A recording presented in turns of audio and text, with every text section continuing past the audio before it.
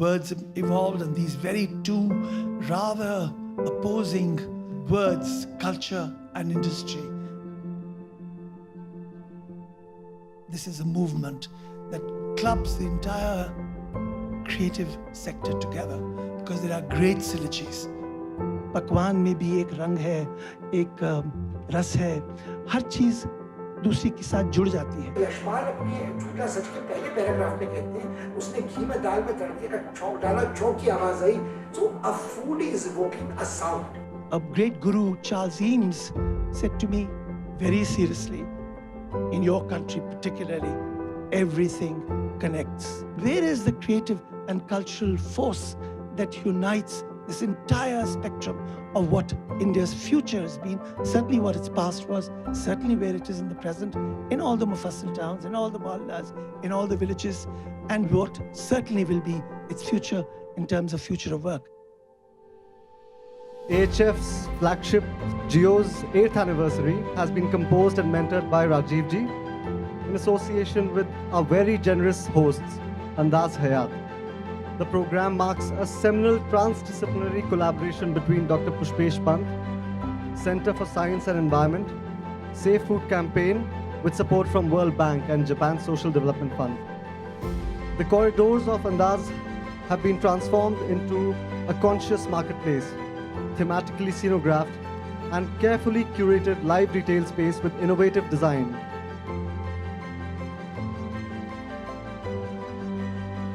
So I'm going to invite Swati Kalsi, who's our next panelist, and if I may add, was among Jio's first batch of designers to go out into the field and come back with a fresh new understanding of how to work with a simple running stitch embroidery style in Bihar.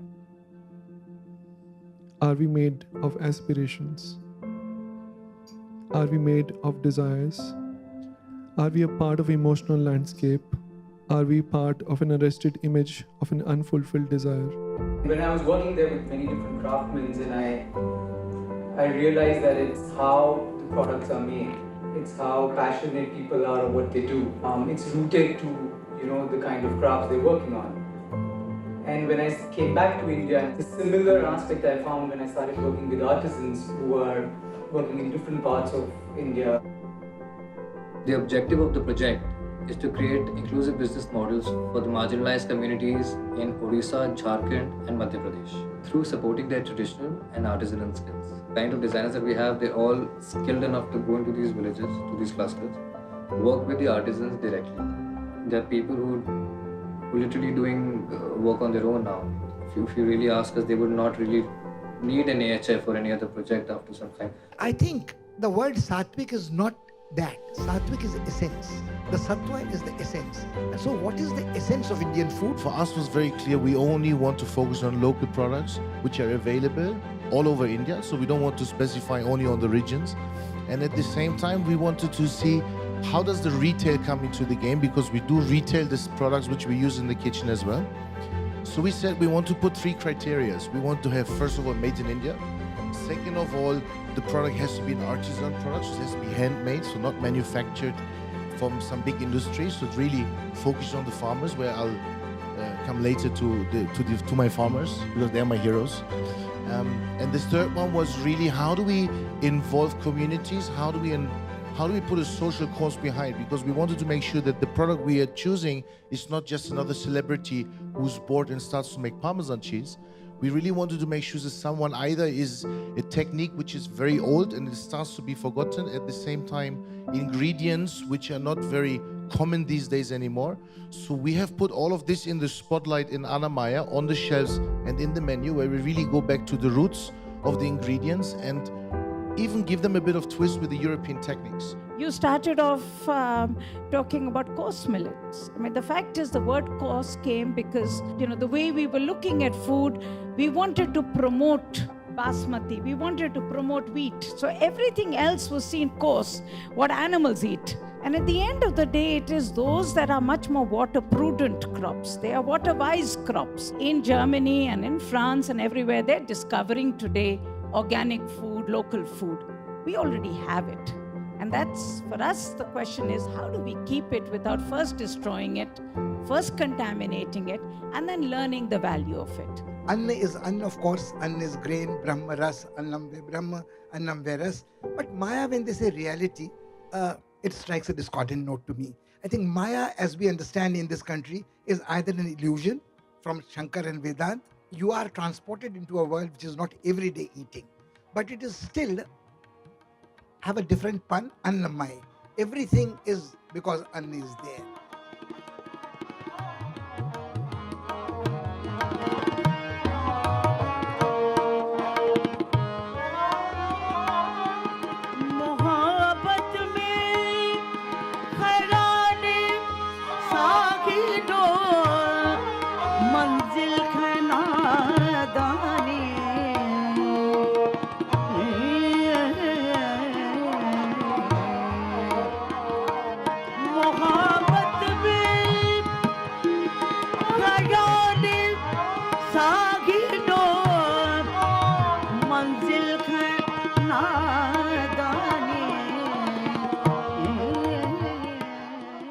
Taking a leaf from what you said, Mr. Sethi, you have a humongous legacy that you can celebrate.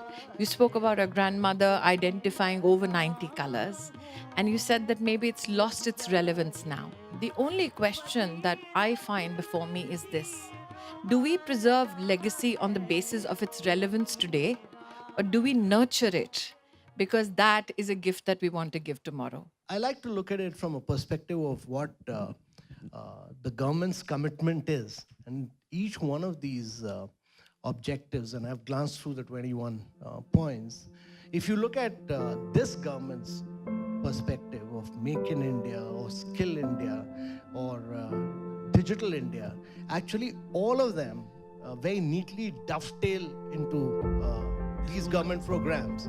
Government is good at giving a broad vision. Government is good at driving a bigger agenda, but very, very poor at extension, mass communication, at community work. I mean, at which NGOs are very good at. So government needs this great ability to work in partnership with great NGOs to be able to deliver some of these unique things which we've seen, which we've talked about in this 21-point agenda. I mean, there's unique work which is going on in India, in many of our communities, but that doesn't find a market.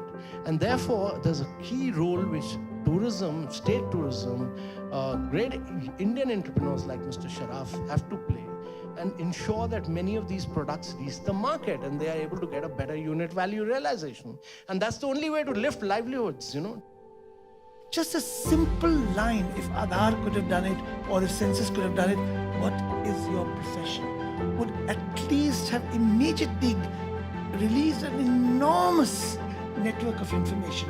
Are you a weaver? Are you a craft person? Like service or business or media or...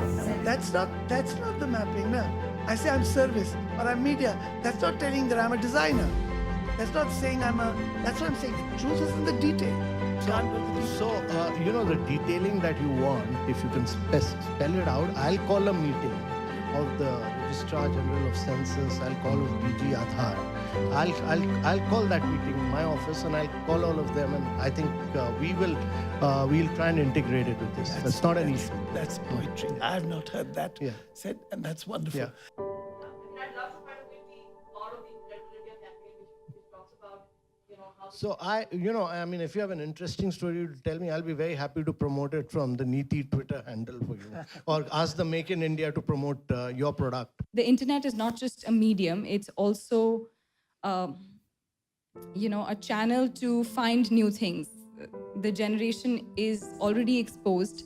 It's known to be perhaps the most self-obsessed, but they are also the most purposeful. They want to know more. I think all my consumers, they have the aha moment when they receive their product. Every piece has a story behind it. So if there's a design studio in Pune that's working with the Tambats who are usually doing large copper utensils, but they're being translated into a modern water carafe that can sit in our home on our bedside. I think it's been a huge opportunity for artisans to actually be able to make connections directly and reach out to the market in a way like never before. I mean, it's not just being able to show up at an exhibition and show your wares, but it's about putting your product on a platform that is reaching out to people across the world.